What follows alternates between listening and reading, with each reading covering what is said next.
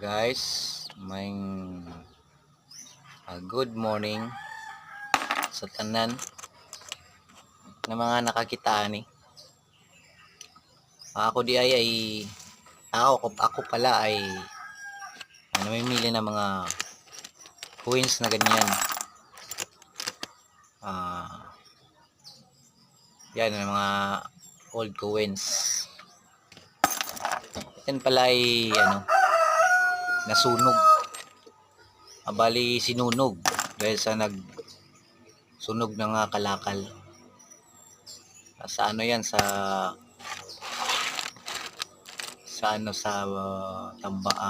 dam site ito sa Surigao.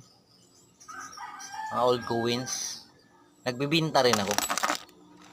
At saka namimili.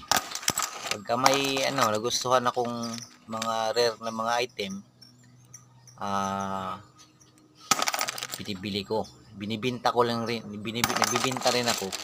Pagka meron akong collection na marami, binibinta ko yung iba. Ang ginagawa ko pala niyan, kaya ako namimili kasi pang decoration ko yan, nilalagay ko sa lamisa. Alam mo yung guys, yung mga lamisa na mga kahoy na mayroon kasi dito sa amin na gumagawa niyan. Tapos yung hindi buong lamisa na puro kahoy, yung parang plastic yung niya, yung iba na parang binubuhos lang hanggang sa tumigas, nagiging buong lamisa. Yan ang ginagawa ko. Tsaka nilalagay ko yan sa doon mismo sa lamisa. Pinapatigas ko hanggang decoration yan sa lamisa na ginagawa namin. Tapos binibenta rin namin yung lamisa. Yung coins pala, hindi naman talaga mamahalin yung iba. Yung iba, mumurahin lang, common lang rin yung iba.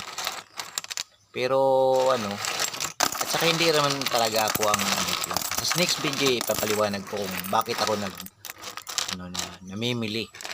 Dito nakita ko lang, explain ko lang na nakuha ko lang yan sa dam site dito sa Surigao.